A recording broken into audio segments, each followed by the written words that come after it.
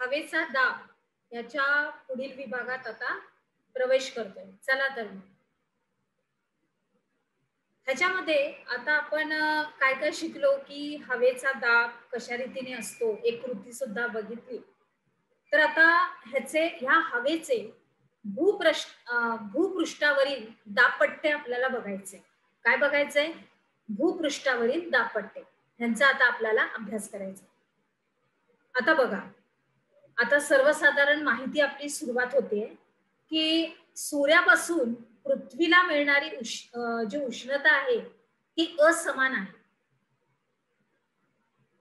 बघा, ज्या ठिकाणी आपल्या पृथ्वीवर सूर्याची किरणं ही जास्त प्रखररित्या पोचतात त्या ठिकाणी साहजिकच तापमान हे उष्ण असणार आणि जिथं ती किरणं थोडी कमी कमी प्रमाणात पोचतायत तर त्या ठिकाणी निश्चितच थंड वातावरण असणार आहे, थंड तापमान असणार आहे. म्हणजे कसं आहे की पृथ्वी जी आपली आहे पूर्ण, तिला जी सूर्यापासून जी उष्णता मिळते ती असमान आहे, एकसारखी नाहीये की सगळीकडे गरम आहे सगळीकडे थंड आहे असं नाही. तर ती वेगवेगळ्या पद्धतीने मिळते. त्याच्यानंतर विषुववृत्तापासून उत्तर ध्रुवाकडे, लक्षात घ्या मी काय बोलते ते, विषुववृत्तापासून उत्तर ध्रुवाकडे आणि दक्षिण ध्रुवाकडे तापमानाचे वितरण हे असमान असते. तुम्हाला मी नेहमी दाखवते की जेव्हा आपण पृथ्वीचं चित्र बघतो तेव्हा मधला जो पट्टा असतो, जो मधला, ते विषुववृत्त गेलेला आहे. तर त्याच्या उत्तर आणि दक्षिण ध्रुवाकडे तापमानाचं वितरण हे कसं असतं? असंबद्ध असतं, एकसारखं नसतं. त्यामुळं प्रथम तापमान पट्टे निर्माण होतात आणि या म्हणजे या स्थितीमुळं काय होतं तर तापमानाचे पट्टे हे निर्माण होतात आणि ह्या तापमानाच्या पट्ट्यांवर काय होतं? दाबपट्टे, हवेचे दाबपट्टे. आलं लक्षात? आता अजून पुढे जाऊया. आता ह्याच्यामध्ये आपण अजून विस्तृतीकरणामध्ये अभ्यास करणार आहोत की संपूर्ण जर पृथ्वीचा विचार करता आला तर फक्त कर्कवृत्त ते मकरवृत्त या दरम्यानच सूर्याची किरणं ही लांब रूप पडतात. लक्षात आलं? कर्कवृत्त, मकरवृत्त आठवलं ना? आपला अभ्यास झालेला आहे, पण आपल्या लक्षात थोडं आणा की हे जे कर्कवृत्त आणि मकरवृत्त आहे तिथं कशी असतात? लंब किरण. या भागामध्ये तापमान हे जास्त असतं. या भागातील हवा हे तापते आणि प्रसरण पावते आणि ती हलकी होऊन आकाशात जाते. लक्षात आलं इथपर्यंत? अगदी बरोबर. आता ही क्रिया सतत घडत असल्याने या प्रदेशाच्या मध्यवर्ती भागामध्ये म्हणजेच 0° ते 5° उत्तर आणि दक्षिण अशा अक्षवृत्तांच्या दरम्यान हवेचा दाब हा कमी पट्ट्याचा निर्माण होतो. आलं लक्षात? कशा रीतीने सूर्याचं तापमान, त्याच्यानंतर त्याची किरणं आणि त्याच्यानंतर हवेचा कसा तिथे दाबपट्टा निर्माण होतो.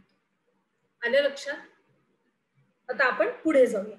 चला थोडीशी माहिती घेऊया अजून. मध्य अक्षवृत्तीय जास्त दाबाचे पट्टे. विषुववृत्तीय प्रदेशातून आकाशाकडे गेलेली उष्ण व हलकी हवा अधिक उंचीवर गेल्यानंतर, हवा जर वरती जाणार तर ती हलकीच होणार, मग ती उंचीवर गेल्यानंतर ध्रुवीय प्रदेशाकडे उत्तर आणि दक्षिण अशा रीतीने वाहायला लागते. बघा हे सगळं काय आहे की आपल्याला हे आपण सगळं शिकतोय या धड्यामधून की कशा रीतीने ती वारा वाहू लागतो, कशा रीतीने वारे, त्यांचे हवामानाचे दाबपट्टे, ह्याच्याबद्दल ही विस्तृतरित्या माहिती आहे.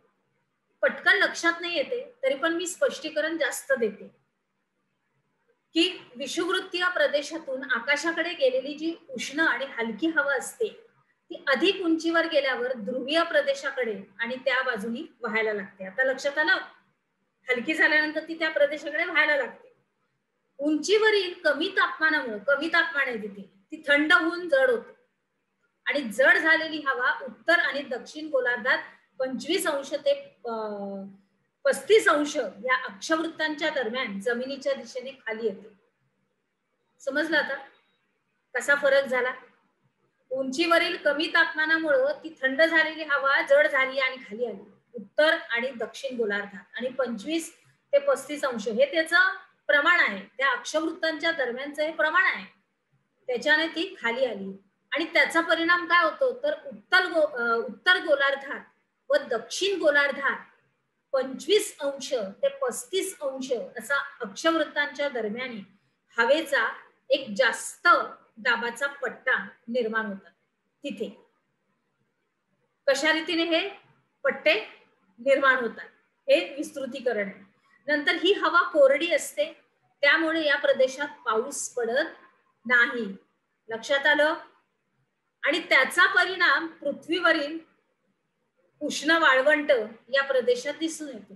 म्हणजे आपले राजस्थान, आपलं महाराष्ट्र, आपलं भारत जर बघितला तर आपलं मुख्य आपलं ठिकाण, आपलं नजर जाते ती राजस्थानावर आणि तिथेच आपली उष्ण वाळवंट वगैरे आहेत.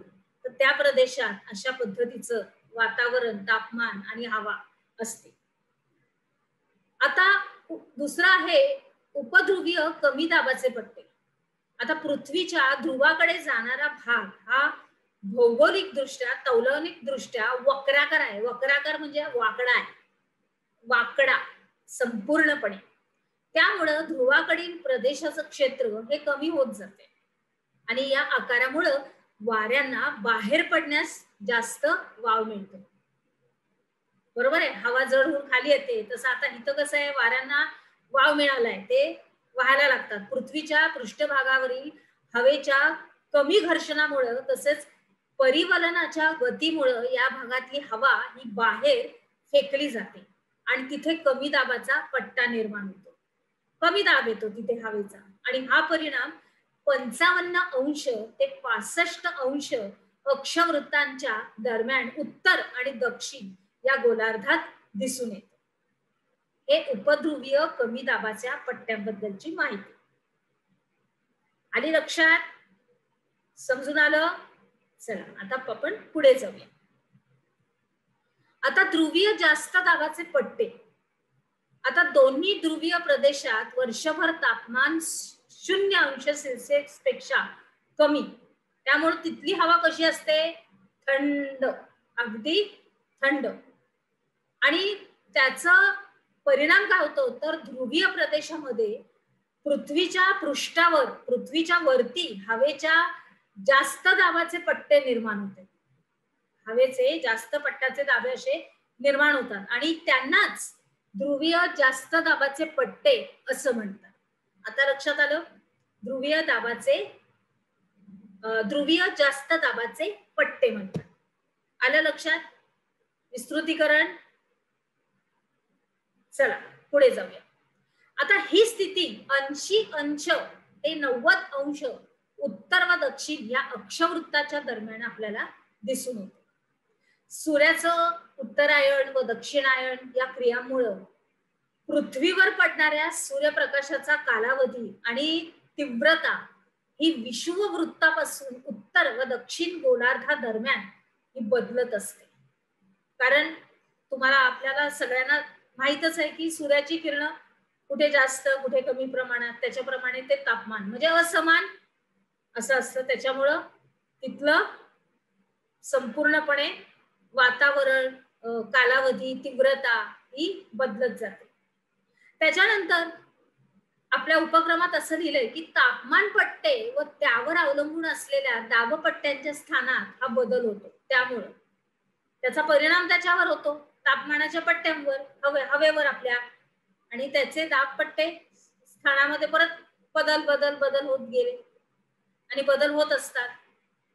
हा बदल कसा असतो, कधीपर्यंत असतो तर सर्वसाधारणपणे उत्तरायणात 5 अंश ते उत्तरेत आणि दक्षिणायनात 5 अंश ते 7 अंश म्हणजे दक्षिणेकडे असे असते. आता आलं लक्षात कशा रीतीने हे वारे वाहतात आणि कशा रीतीने तापमान असतं. आता पुढे, आणि हा जो विस्तृतीकरण आहे यालाच हवादाब पट्ट्यांचं आंदोलन म्हणून ओळखलं जातं. आता इतकी घडामोड चालू आहे या तापमानामध्ये, हवेमध्ये, तर मग साहजिकच हे आंदोलनच आहे आपल्या हवादाब पट्ट्यांचं. आलं लक्षात? चला आता पुढे जाऊया. आता आपण पुढे बघूया आपण काय शिकलो. आपले प्रश्न आहेत. हवेच्या दाबाविषयी आपल्याला माहिती सांगायची आहे. हवेचा दाब हा उंचीनुसार कमी होतो. कारण सांगा. हे तुम्हाला सांगायचं आहे, लिहायचं आहे व्यवस्थित. आणि आता आपण पुढील विभागात जाऊया अजून माहिती घेण्यासाठी. चला तर